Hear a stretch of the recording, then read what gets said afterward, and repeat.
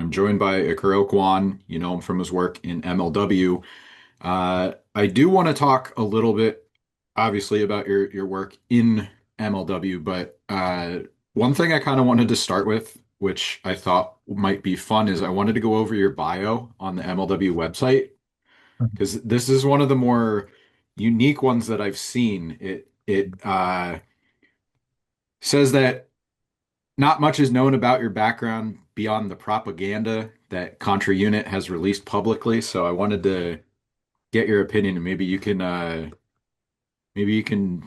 confirm or debunk some of these things.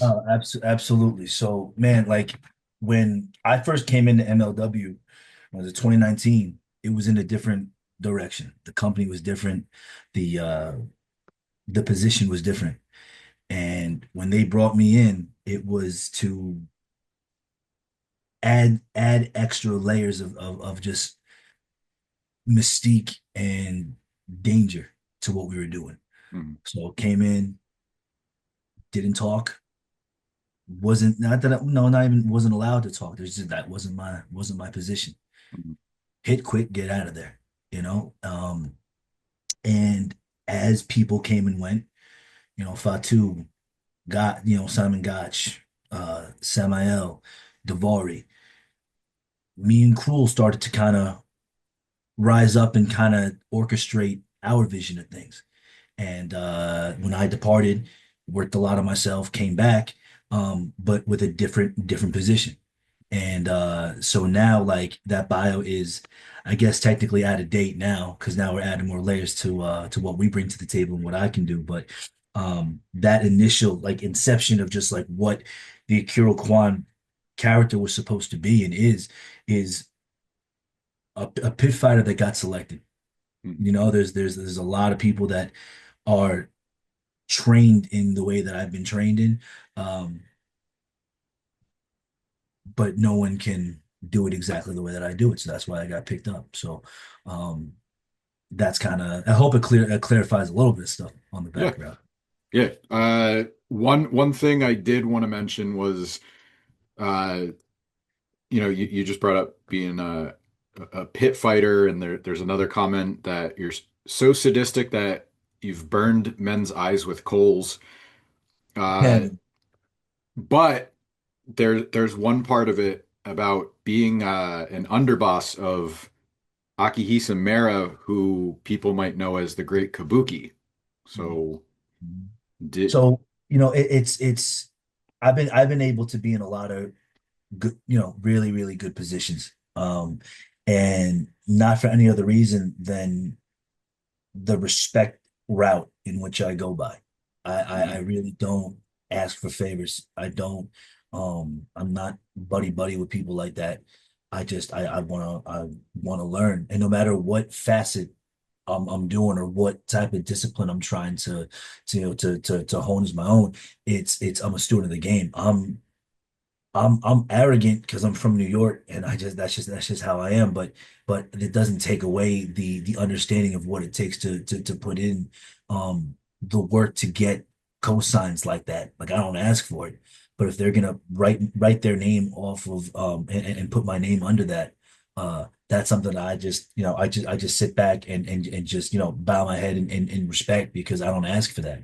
But if they're so inclined as to claim me, uh then that's what I try to do. Even now, like I didn't ask for any of this stuff, and I'm taking over Mexico. You know what's going on. Like this is where like it's not, and this isn't on the website, but I still have it. I don't care what's on the website. I think that was the difference between before. I followed orders. Now I'm writing it now, and that's the biggest change for what's been going on. you mentioned you departed and returned, Mhm. a little bit more depth, more layers, but I think fans would agree that it does feel like this is a completely different version of Contra Unit versus what was there before. It was kind of like more theatrical, a little more, I don't want to say like Dungeon of Doom-esque, but it kind of was that sort of spooky vibe to it. Yeah. And now it's more like, hard hitting, like there's a martial arts element. I think I talked to Janai while she was still there about it. Like there's definitely it seems like there's a shift in tone. Was that something that you talked about before you came back, or was that something like discussed, or was it just sort of reacting to how the group's been received on MLW shows? I really think it's one of those one of those situations where it was an unspoken agreement. Uh, the person that entered MLW in 2019 was not the person that entered back in 2024. Like it was a completely different situation. It was an elevated thing of just where I grew up that way. I had to, go back to the drawing board and redefine myself based on my understanding and my vision of things, not somebody else's. And it wasn't so much of like I'm done listening. It was more so let me pay attention to who I'm listening to, Mhm. and recognizing that there's a an instinct that cannot be taught just being in those ropes that I have. That now putting that, you being able to direct that in that place is perfect. Being able to understand combat, knowing your body, and um just being everything that you say. Before Contra was, Contra, struck fear just because of who was in it. It's still that way, but now it's more so we're really knocking on your front door. Mhm. We're not really playing games like that. We will show up there and everyone is on notice. Nobody plays with us. I don't care if you're, good guy, bad guy. They know. Fans know, management knows. And it's one of those things where interchangeably you look at the lineage of who wears that flag, all killers. Every single one of them. And it is see-through if you're not. And I think that's something where the legitimacy of taking someone like myself, like Janai Kai, just black belts in our own right, being able to again get that that nod of approval and alliance with Minoru Suzuki, tagging with him, like he doesn't have to say yes to anything. Mhm. And for our vision to align with his, that's something that matters. Cruel, same deal. So real, so the biggest difference that I would say is we replaced some name value star power with legitimate backgrounds that are going to be the names that elevate. And I think that's the big mindset too. Every time I step into a ring now, I'm very present, but I'm also thinking about 2045 and what that's going to look like, So What is like you mentioned, you know, you got to work with Suzuki. You guys had the tag team titles for a little while. What was probably the biggest thing that you kept from working with him? Whether it was like something that stood out right away, or it was something that maybe you realized after the fact, like, oh, hey, he's doing this thing that wasn't like him directly giving you advice, but maybe it was just something you picked up on that, you know, kind of helped you moving forward. yeah, trust yourself. Um, if you know how to fight, then you know what to do, especially in a reactionary sense. Being able to have, I'm not saying not, not that I didn't before, but being able to really own your size and be able to compensate that with a skill set and a discipline that not everybody has. Hmm. I understand, I'm 5'9" on a good day. I understand that. But since, the biggest change is now with this middleweight title, but before that and every match since then, before I've only wrestled super heavyweights. And there's a reason for that. They don't just stick a 190-pound guy in with these people, but it's because when I'm in there, I am 6'5" and I carry myself as such. That's not saying that I'm just thinking, oh, but that I'm untouchable, but it's I'm not scared. I just happen to be in a, what I mean? I just happen to not be Yeah. 6'5", 300, but I guarantee like my foot's still going to your face. And that's kind of where he took a liking to me because I feel like he's been in a similar position where people look at him like he's, you know, Godzilla, right? Hmm. And he is not 6'5", 300, 250, even in his heyday. But he doesn't give up. And he's an animal. And he has that spirit that the outside, the body will age, but the spirit doesn't. And he's a really great example of longevity with not only relevance, but respect throughout. Especially nowadays, you don't hear about people having 40 years career without like something popping up, right? Being like, oh, he did this back in, he's clean. Yeah. And he openly talks about like just beating the shit out of everybody. And that's where it is because he carries himself with value. So I watch how people respect. I watch how people move their bags out the way when he walks. He doesn't ask for that. He earned that. So that's what I look to follow, like those types of actions. And then when he goes into the ring and I just see the light turn on. And then being able to read his body language and be a part of that. Yeah, of course, I wish it was a longer period, but my 4, 5, 6 months of working with him is 4, 5, 6 months longer than so many people get to be get to be able to say. So I always count my blessings when those things happen. And you look at even him getting the nickname like Murder Grandpa, like Yeah, it's you like know. still a sign of respect because, you know, people are playfully pointing out like, okay, he's older, he's closer to the end of his career, but it's also like murder, like pointing out like he can still kick your ass and commands a certain level of respect. Yeah, if you So, just look at, he just turned 57 this week, and you think about something where if you strip all the specifics away about what he does and who he is, it's a man who's in his late 50s, in the second half, right, of this thing we call life, and he has been able to live it and provide, doing what he wanted to do. That you put that in any other category of anyone, a singer, a dancer, chef, whatever, if they love it, like that's a path that you want to tap in with. You don't want to just ignore that because that's what everyone's trying to keep the lights on, doing what they love. Nobody wants to be in a place where they feel that they're unhappy or that they're forging a life that they feel either cheated of or something that they don't think is attainable. And so when you meet people like that, yeah, there's lessons on the surface, but there's a lot of stuff behind that you have to know to look for. My big thing is I don't really care about taking pictures with people as much as I am like seeing like who's winning at everything. And that's how I've always been. Who's making money, who's being able to balance family, money, personal ventures, like all like that type of elevation. Not that wrestling isn't the main goal, but I mhm. wanna it's everything. People talk about plan A, B, C. Plan A for me is everything. I want to do everything. I think that's a large part of like the stitching that makes Contra 2. Everybody kind of sees things that way. You showed off a couple of your trophies. You have some around your neck and you showed the title. Um, How do you want to be a bigger part of this ongoing relationship? We have MLW, CMLL. Dude, There's a lot of talk about, crossover and different stuff, but how do you want to further integrate yourself into that?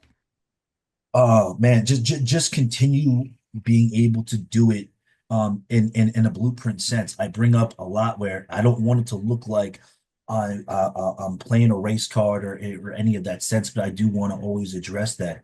I am the only one of the only individuals who has my background who is doing it at this level.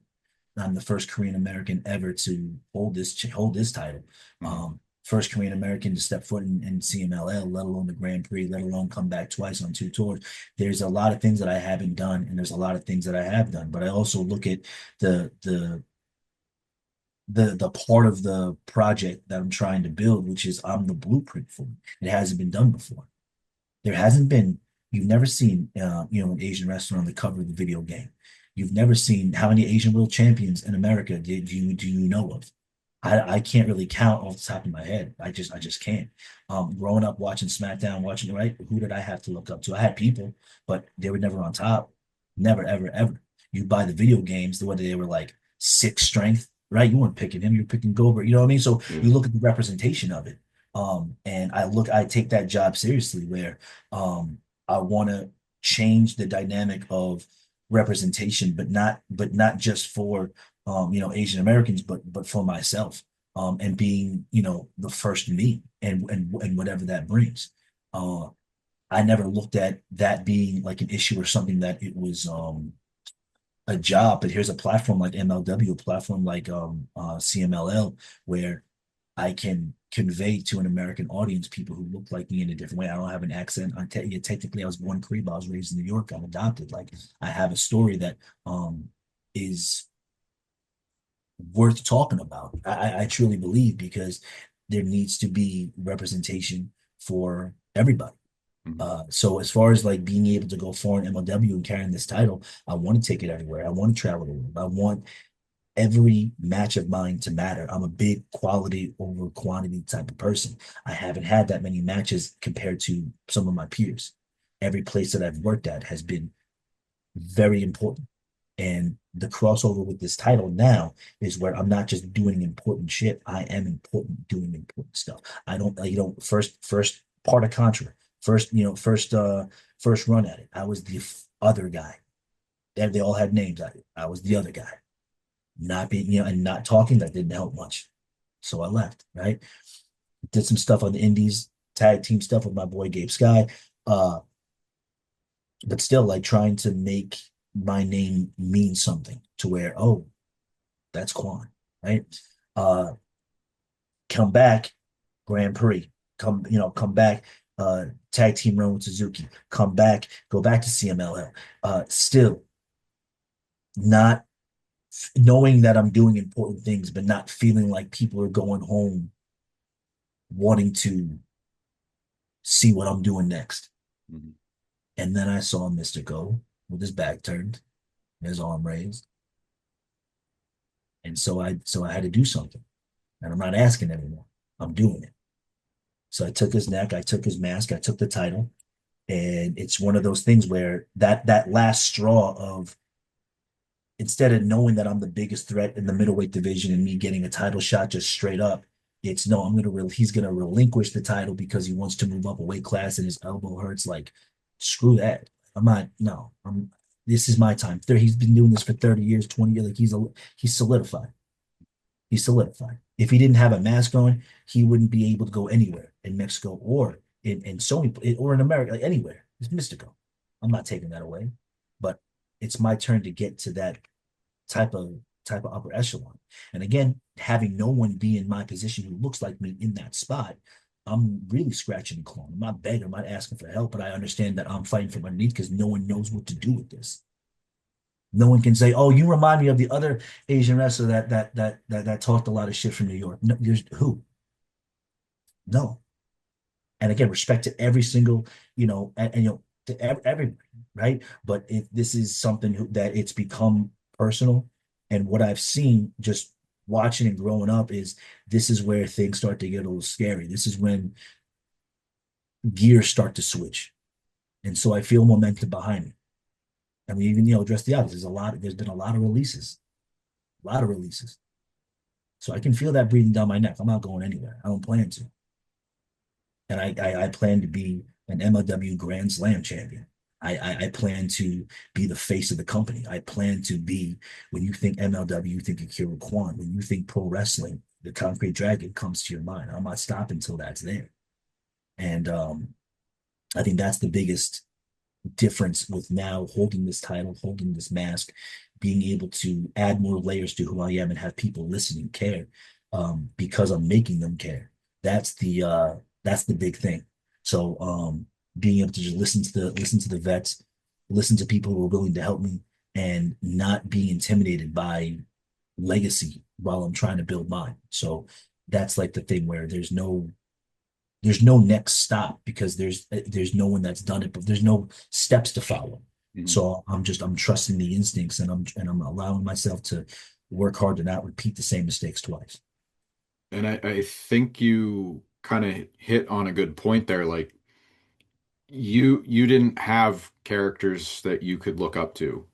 Like, for the most part, like an Asian character in like a WWE or, played for laughs and stuff. So there's no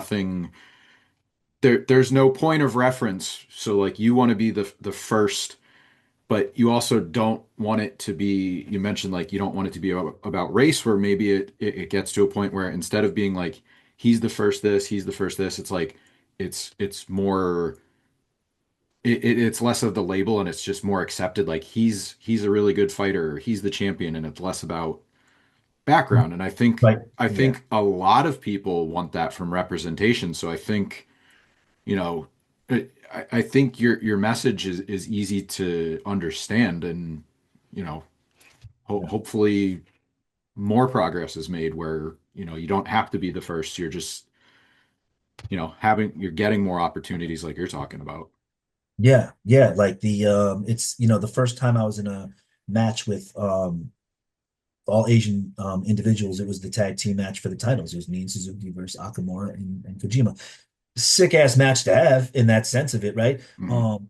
But it's established Japanese wrestlers who have a great deal of respect. But again, it's the idea of just trying to normalize difference and not ruling out or not having your mind go to that spot. It doesn't nullify the work. You got to do the work, but being able to be considered in that conversation, being able to look like they're marketable because of the connection that you can make. That's why once I was able to really come into my own and talk and let people hear this, I knew that it was going to change a lot because you see my face, you can see my style, my entrance, and before I open my mouth, there's going to be assumptions of how I'm going to sound like. Mhm. In my entire life. It's never been, oh, I knew that was, it's always been different. So, but being able to capitalize on that, not just for me, sure, like more money for me, but just more money of you have the first. MLW recognizes that. No one else has it. So it's not about me wanting, and that a lot of things too, where I don't look at MLW as what I got to do to get to. I want this to go up. So when that mentality, which is this the first time that I felt that everyone in the locker room feels that way, where it's like instead of feeling like you're in a certain realm, why don't we take these three letters and push them up to the moon? Like why? Because it can go there. The locker room is insane. So I think like that's a big thing where they recognize my love for growth and that on top of the marketing aspect where you can put me on Good Morning America. You could bring me to the children's hospital. You could bring me over to the school. You could make me talk to whoever you want me to talk to, and I'm good. I know how to carry myself. There's so many different layers to this, right? It's not just it's entertainment too, and I want to have my hand in all of that. And they're starting to trust me, and so that's the motivation now is what more can I do to earn the trust of everyone? Because trust to me is bigger than respect. I feel like respect can get misconstrued, but trust is so earned in that way. You can respect accolades, but trust is like you don't gotta think twice. And I want to be able to have that. It's always been a part of myself that I carry very well is that ability to be trusted. Um, and that's gonna carry over through the rest of what goes on, no matter where I go. Mexico, Japan, Europe, wherever in the States. But that's how I'm feeling. MLW Summer of the Beast is coming up. I know that's June 26th at Melrose Ballroom next weekend. Any other appearances you want to plug or promote before we close this thing out? Yeah, dude. ETU at the Mecca, New Jersey. I am wrestling Matt Makowski.